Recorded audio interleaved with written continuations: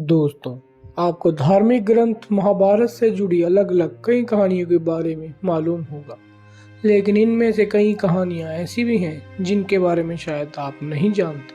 तो आज हम इस वीडियो में आपको महाभारत से संबंधित ऐसी ही 10 कहानियों के बारे में बताने जा रहे हैं। उससे पहले अगर आपने हमारे चैनल को अभी तक सब्सक्राइब नहीं किया है तो इस चैनल को सब्सक्राइब जरूर कर लें। इस पर नंबर 1 पर आता है कि जब कौरवों की सेना पांडवों से युद्ध हार रही थी, तब दुर्योधन भीष्म पितामह के पास गया और उन्हें कहने लगा कि आप अपनी पूरी शक्ति से यह युद्ध नहीं लड़ रहे हैं। भीष्म पितामह को काफी गुस्सा आया। उन्होंने तुरंत 5 सोने के तीर लिए और कुछ मंत्र पढ़े। मंत्र पढ़ने के बाद उन्होंने दुर्योधन से कहा कि कल इन 5 तीरों से वे पांडवों को मार देंगे। मगर दुर्योधन को भीष्म पितामह के ऊपर विश्वास नहीं हुआ और उसने तीर ले लिए और कहा कि वह कल सुबह इन तीरों को वापस करेगा। इन तीरों के पीछे की कहानी भी बहुत मजेदार है।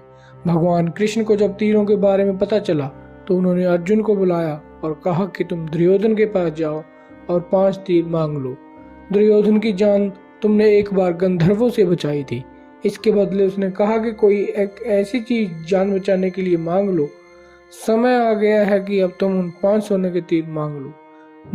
दुर्योधन के पास अर्जुन गए और उनसे तीर मांगे।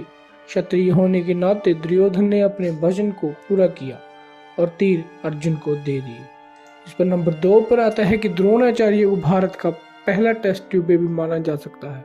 यह कहानी भी काफी रोचक है। द्रोणाचार्य के पिता महर्षि भारद्वाज और उनकी माता एक अप्सरा थी।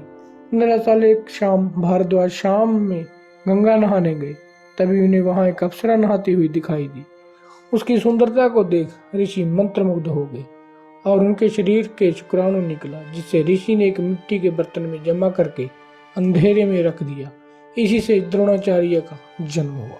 नंबर 3 पर जब पांडवों के पिता पांडु मरने के करीब थे तो उन्होंने अपने पुत्रों से कहा कि बुद्धिमान बनने के और ज्ञान हासिल करने के लिए वे उनका मस्तिष्क खा जाए।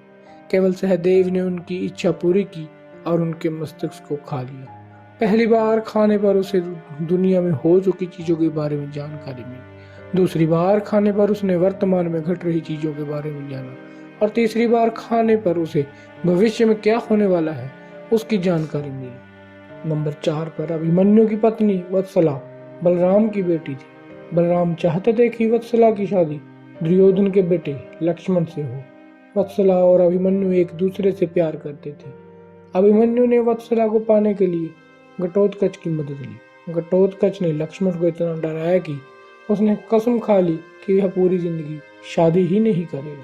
नंबर 5 पर जब अर्जुन के बेटे रावण ने अपने पिता की जीत के लिए खुद की बलि दी थी। बलि देने से पहले उसकी अंतिम इच्छा थी कि वह मरने से पहले शादी कर ले, मगर इस शादी के लिए कोई भी लड़की तैयार नहीं थी, क्योंकि शादी के तुरंत बाद उसके पति को मरना था।